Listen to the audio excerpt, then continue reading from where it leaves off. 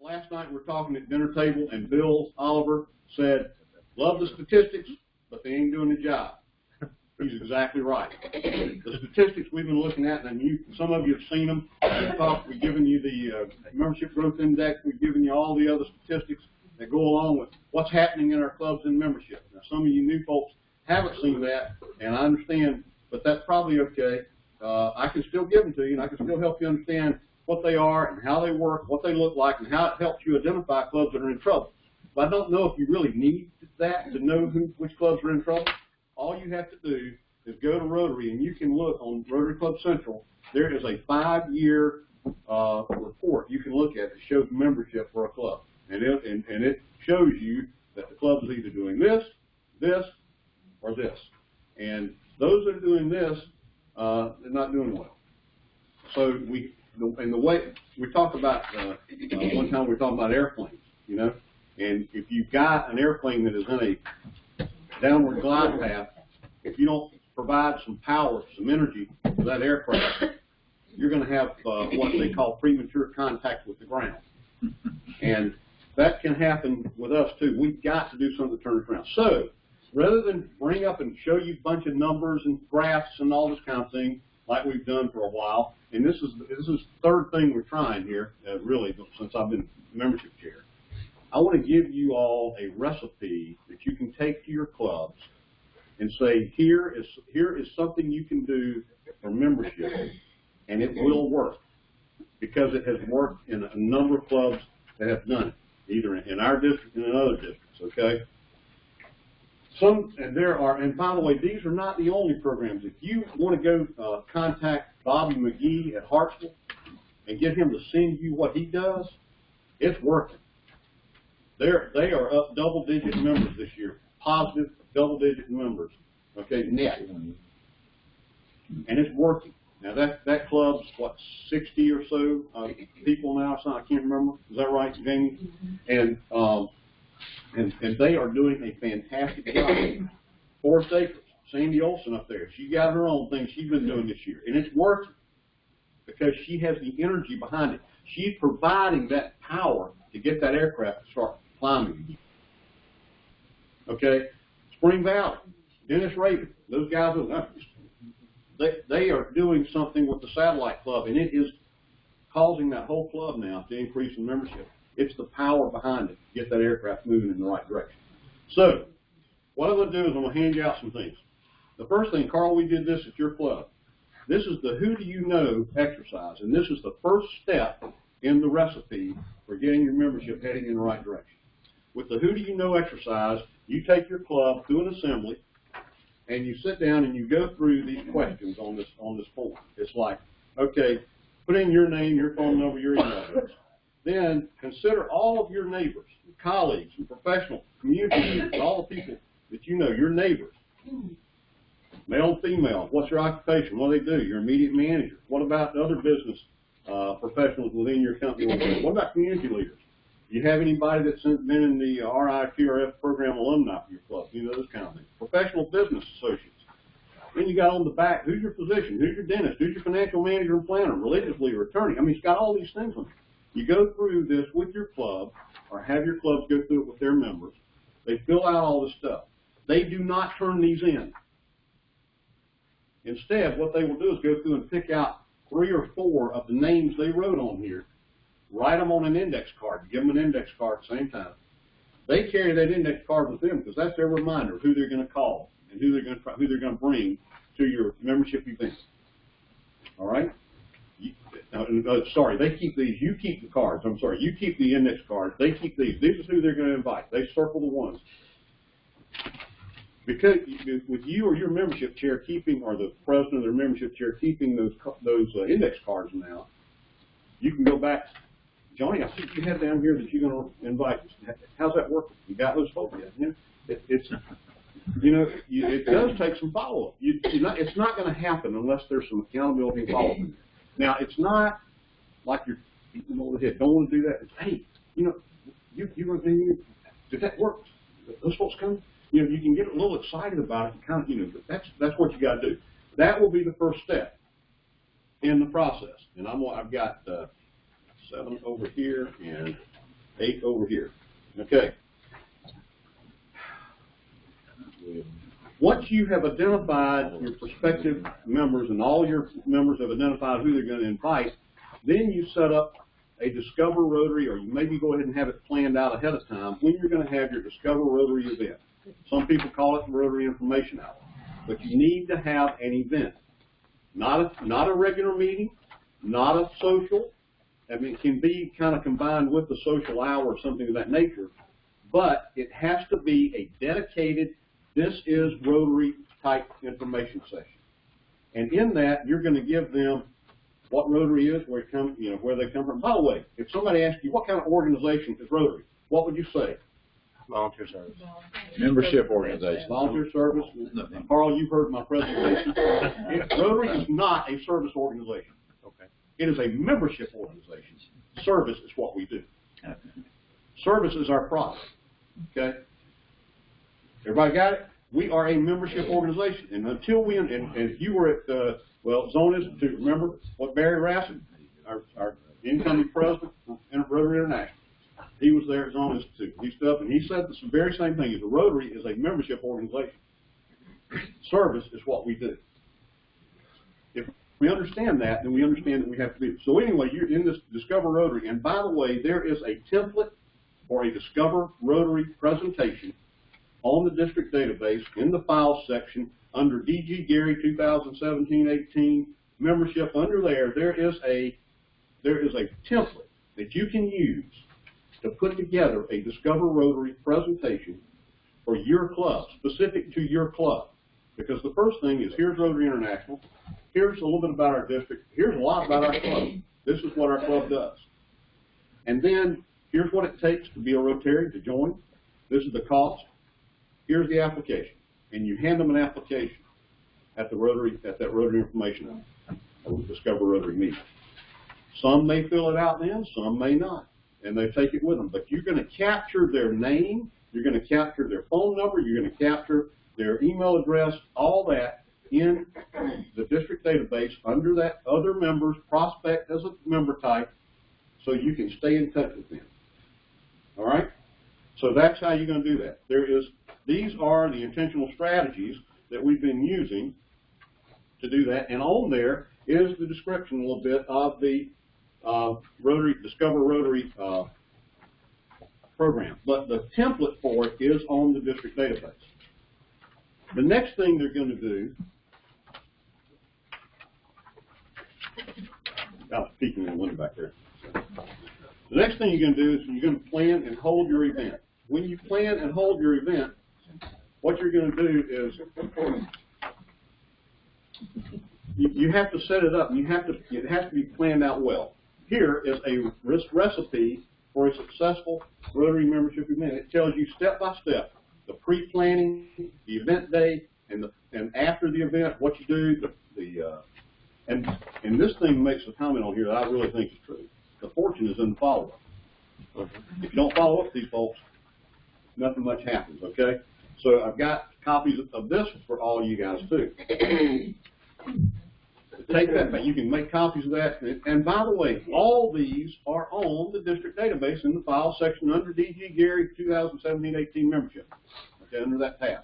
They're all there. So you can go find those. And I don't know if they're directly under the membership tab. There may be another tab under there for something. But anyway, they're there. If your clubs will do these things, if they will do the Who Do You Know, do the Discover Rotary membership event, and they'll use these recipes for success and at least follow it as well as they can, they will find that they will get people there.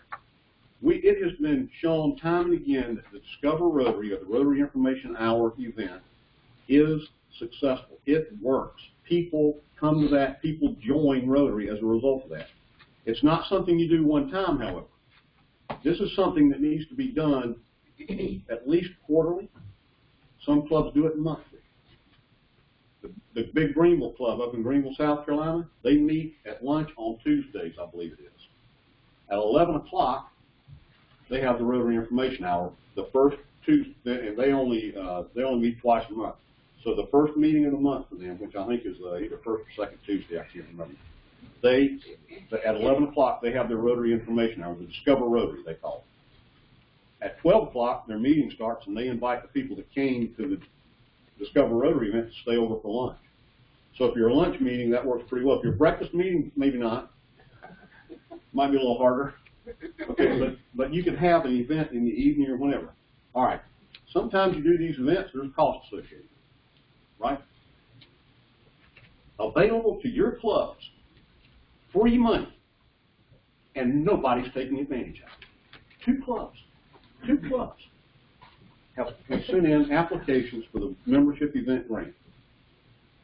You know? Only 2 out of 79. That's a shame. I can't believe it. This free money. I mean, it's not, okay, it's $200. Some people, it ain't worth it. It ain't worth the time.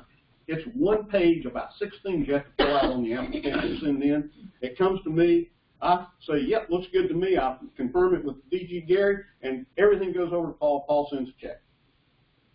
How simple can it be? And the only thing they have to do after that is send us a list of the names of the people that came to the event with their information, telephone number, and their email address.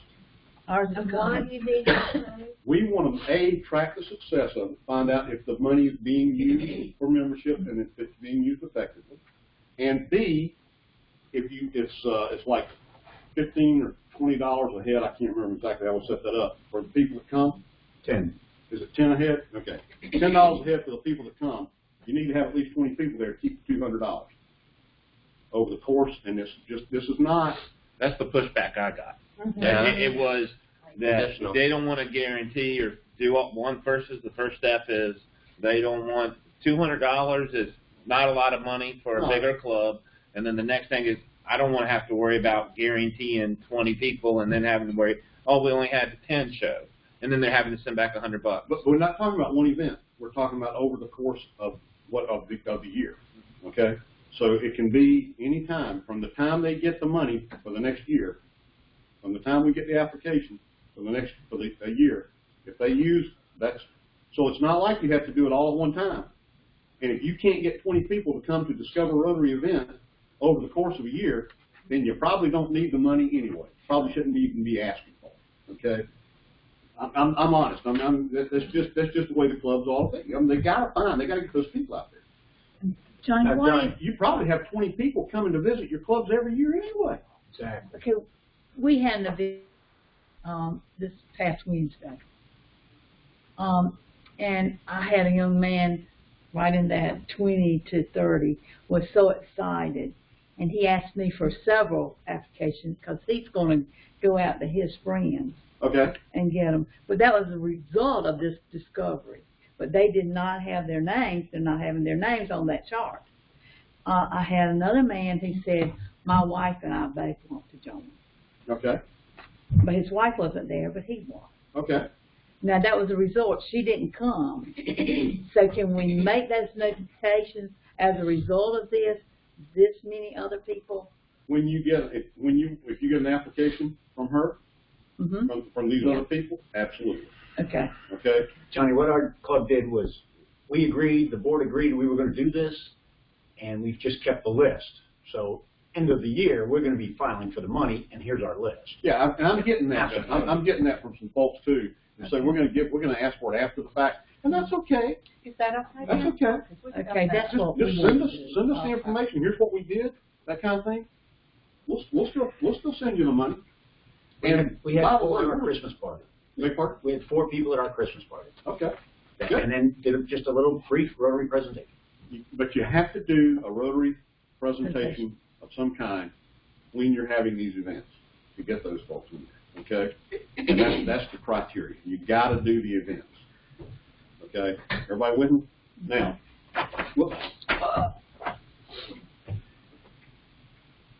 membership is one of those kind of things that honestly people get tired of hearing about. No, I mean, really. So we have to turn it around. We have to make it exciting. We have to make it again, like Gary said, we have to give them some positive reinforcement on this thing. And you got to look for ways to do that. Make a big deal when somebody brings in a guest or brings in a member. if you don't make it publicly so that it doesn't look to that member like, that prospective member like they're desperate, okay, at least go to the person who brought you as the club president, and get your club presidents to do this, membership chairs to do this. Go to the person who brought George. Man, thank you so much for bringing me. Thank you so much for bringing Robin with you this day. Man, it's great to see you. Thank you for doing that. That's great. You know, and get some excitement behind it. So like, oh, listen, you brought 2 people last month. That's awesome. Thank you so much for doing that.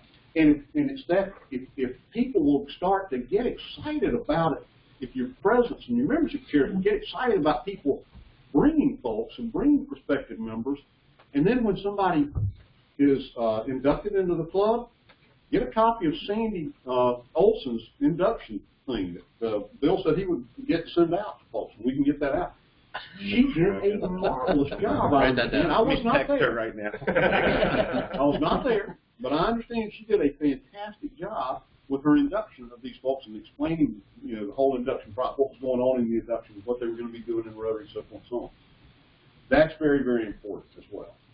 So there are things that you can do to make it exciting and to make it fun and to make it, you know, again, that positive reinforcement so that people, I want to be part of that, you know, I want to be, and if somebody's being inducted, absolutely, positively have their sponsor up there with them. I know y'all know that, but some of your club presidents and membership chairs that are doing these things may not, and get them up there to do that, okay? And the other thing too is if you're, Lisa, you'll know what I'm talking about here. When you're inducting a new member, make sure the person who's doing the induction has the current facts about Rotary. Yeah. Okay? And doesn't stand up there and tell the member you're being inducted into an organization of 1.2 million Rotarians around the world, and you're going to be expected to be here every week. Because they were already told, well, we'd like you to be there every week, but you don't really have to. Okay. But now that the inductor's telling them you got to be there every week, and that can kind of set people back a little bit. But and other things that go with that too. But make sure that they have all their facts right when they're talking about it. Because sometimes some of the folks who've been around a long time don't realize there have been changes. There have been things that kind of relax things a little bit. I'm going to give you all a copy of this. You can go onto the Rotary International, Rotary Club Central website, to the documentation, and look for 417EN. It's on the back. Find the application thing there. You can download a copy of this and email it to all your club presidents and membership chairs. I would recommend you doing that because this little document right here is also one of the, we don't give Rotary enough credit sometimes for the documents and the information they give us. This one right here has a section on evaluating your club. How's your club doing? What's it look like? What do you want it to look like? Does it look like the community in which you live? Creating a vision for your club. What do you want the club to look like? Attracting new members. There's a whole section on attracting new members and ideas and things for that. They may be different than what we're doing here. Engaging your club community. We talked about engaging this stuff. Mentoring your new clubs, satellite clubs, and that kind of thing. Jamie's going to talk about that. Supporting your club, resources and tools you can do that. And then there's a membership development plan worksheet in here. You go through that membership development plan, it'll help you put together a membership plan or help them put together a membership plan for their clubs. I hope I've got those in the right spot. 7 on one side of the other. Okay, Jamie is going to tell you guys about some a very, very good way to grow your clubs. And Bill Oliver has already experienced it. So, Ms. Jamie? Thank you. First of all, I'm passing up my business card, and I want to thank you for being so gracious and stepping up and helping me out with membership. I'll become the membership chair come July 1, but I am knee-deep in district conference planning, and there's just not enough of me to go around right now. So he's been very gracious to step in. And I'm learning from him, and he's an excellent mentor. So thank you for that. So time is of the essence today, so I'm only going to address one spoke in the membership wheel, and that's growth. So how do we grow our membership? One way is to identify an area or a community that would benefit from a new club. Perhaps, but not necessarily, an evening club, a cocktail club. This could be accomplished through a new program that we have available, and it's called the Satellite Club. You have a regular club, we all know what that is. It's what we've been doing forever. A few years ago, they introduced the E-Club, the electronic club membership, and now we have a third type of club, and that's the Satellite Club. It is the brainchild of my dear, dear friend, Miss Paula Matthews. The brainchild of Rotary International. Oh, really? Take the credit. Just take credit. Just take credit. No, you're too nice for that. Well, one here. So, Paula is the new club chair, and so any club that's thinking of sponsoring another club would be working very closely with both Paula and myself. So this satellite club, it's a brilliant concept. It really is, because you don't have to go out and have 25 people ready to charter and start a new club. Bill, I might put you on the spot and ask you to talk a little bit about what your experience was. Well, I guess a couple of points. I talked to the Hartsville Club on Thursday about their satellite club they're starting. One of the key things, and Chad and I were talking about it last night, was you need a Rotarian, an experienced Rotarian involved, and that needs to be their club, not a person that goes to the regular club and they're there supporting it.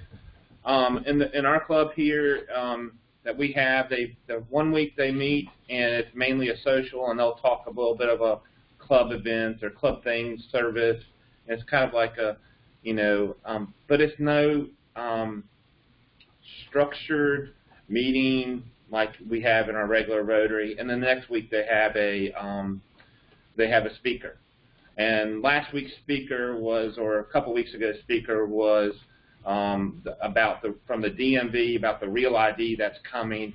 Not only did they, and this is in our country club, and they invited a lot of members from the whole neighborhood to come to this event to hopefully join it. But it's mainly social, and it's every other week, and a lot of younger people. Throw out some questions and then what the answers are. So what is a satellite club? Satellite clubs provide a new option for creating Rotary clubs and growing membership. A satellite club functions as a short-term transitional step on the way to becoming a full independent Rotary club. I think they're kind of looking at a 2-year term for them to transition to a full club, but I don't think they're holding us to that. They do not have to walk. They are not, Rotary International is not practicing. They could, for lack of a better term, they could take the stepchild of the sponsoring Rotary club for as long as they wanted to. It'd be like a Matthew McConaughey movie. Oh, you're too long. No. Terry Bradshaw, I hope. I believe there's a Dallas club. I think Paula may have talked about it. A large Dallas club that has 2 satellite clubs, and the satellite clubs are about 40 or 50 people each. And there's some big satellites. Yeah. So new satellite clubs should have at least 8 members at the time they form in order to satisfy the requirements of the Rotary Club Constitution. There's no maximum number of members. Even clubs with fewer than 20 members can form a satellite club. E-clubs can sponsor a satellite club, and regular clubs can sponsor a satellite club. So what happened in Bill's case, the Spring Valley Club sponsored this satellite club. They formed their own set of bylaws to follow. They still pay dues back to the regular club, but because they're not having a meal in the instance of this cocktail club, their dues are much less, but they still pay their Rotary International dues. Go ahead, Paula. Please. A satellite club is the members of a satellite club are members of a home club. Exactly. The Spring Valley Satellite Club members or Rotary International are members of Spring Valley Rotary Club. and they pay their dues through Spring Valley Rotary Club. Mhm. But they don't have any meal costs or anything Right. like that. So you are technically a member of that club until such time as you launch. You don't have a club number because you're not an official Rotary Club. But you're still a full-fledged Rotarian. Yeah. You're just on an offshoot and just might meet a little So differently. it's almost just you're creating an alternate meeting time to meet other folks' needs. Exactly. And so you're joining our club, but you can kind of join here first and then. Exactly. So they would have to pay the Rotary International dues, the district dues, and if you wanted to stay in E-Ray Club, they would have to pay that portion of things. Full on. So, So for an example, Spring Valley Rotary Club, to be a member, that if you don't pay meals, it's $75 a quarter, okay? This club set up, they want an extra $25 because they're trying to build their own capital. It's $100 for their dues, and they pay it to Rotary International, to Spring Valley Rotary. So the treasurer sends that satellite club a bill, and it's $100 because they're coded a satellite member. Is $100. $100 per person. 100 per person, or And whatever that's just your their dues. And that's just the That formula close. that they've chosen to follow. Mm-hmm. Yeah. And this is our club in particular, our club has agreed that we're going to do a rule of 85 type thing for a younger member, rule of 30 or whatever you want to call it, or to however. give them That a still would be break the on same the- offer Yeah. for those, Yeah. especially if you're young. Because the launch, let's be honest, and I've been involved in launching a new club. It's several years in the making. It's an arduous process. I don't want to discourage anybody from thinking that's something they can do, but this is a much faster way to be up and running. And there's a lot of areas, the millennials, they don't have 2.5 hours to go do lunch. That's not their mindset. They're thrilled to go have a cocktail in the evening and network. And let's be honest, I'm going to may get in trouble for saying this. Being a Rotarian, a byproduct of that is the networking. And you can't, underestimate the appeal and the power of that in a much less formal setting when it's just a cocktail hour. A few years ago, Paula made a presentation where she was talking about the 3 main reasons people join Rotary. Networking was one of the top 3. The reasons people join in the first place. There's nothing wrong with that. We talked about yesterday, Rotary means business. We need to be promoting that. Johnny, one of the things that we're going to do the first weekend in March is our regular club meeting is going to be a life stages meeting, reinventing Paul Harris, where anybody that wants to can have a table set up and they can talk about their business. And you just go around from table to table. We're encouraging them to bring family, friends, whoever they want to.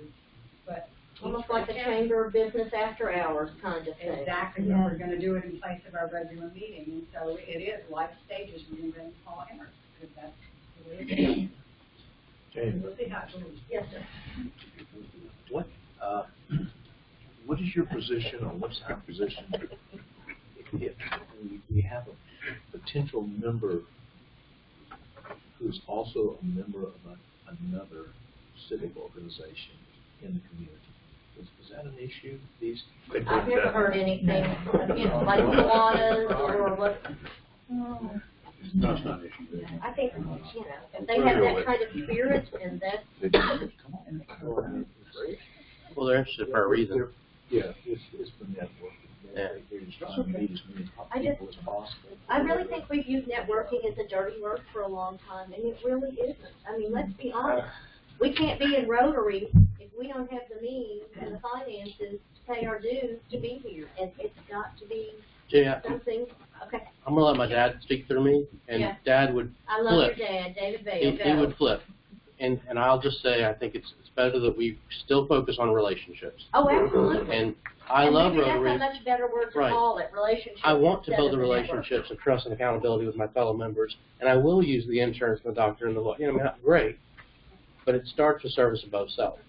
So I think, for me, if I was to do a satellite club, I would try to market it and communicate it as relationship building within our community, so that you find other You're like-minded absolutely folks that are service oriented. And I think when we use the word networking, just me speaking through my dad, definitely, that we open ourselves up to those that are not as benevolent mindset. And there's lots of networking groups they can find Right. that are all about leads. You're right. And that's awesome. But Rotary is not about leads, it's about service. Exactly. And that's, you know, within a few minutes of meeting somebody and talking to them, especially based on whatever industry they're in, I may say. We're getting the high sign. Can I say something? Paul's I dying gotta over there. add something. I gotta add something. So, I think the Satellite Club is an excellent way to start new clubs. You don't have to do that. Anybody can go start one. You don't even need a sponsor club. Technically, you don't need it, because that doesn't work well. Here are the two things that you, as an AG, need to know to tell your people if they're interested in a satellite club. Number one, they're gonna have to, first of all, go to their board, I think. First of all, go to their board and convince their board of the importance of starting a satellite club. It's not a detriment to their club. It can be a positive to their club.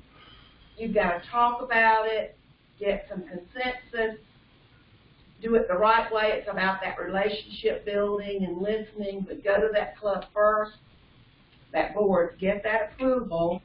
And then the second thing that is extremely important is find yourself a real leader to start the satellite club and somebody that'll think outside the box.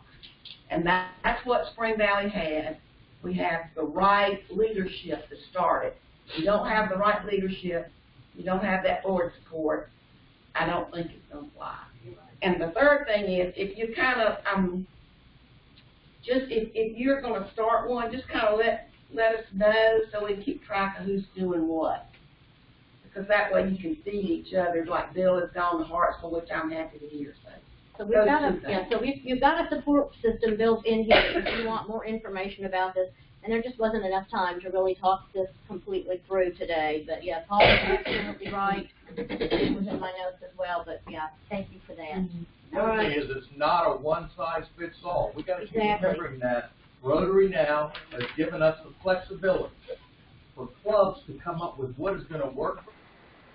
Paul said, you get your board, and they decide that's what you want to do. You state how you're going to do it, and like anything else, you find a passionate person. That program work. It's everything about what we do. This is just the membership piece that we're talking about and starting new clubs. And by the way, remember that you don't have to go through the process of having it sanctioned by RI. It can be sanctioned by the district, so that you don't have to go through all that process.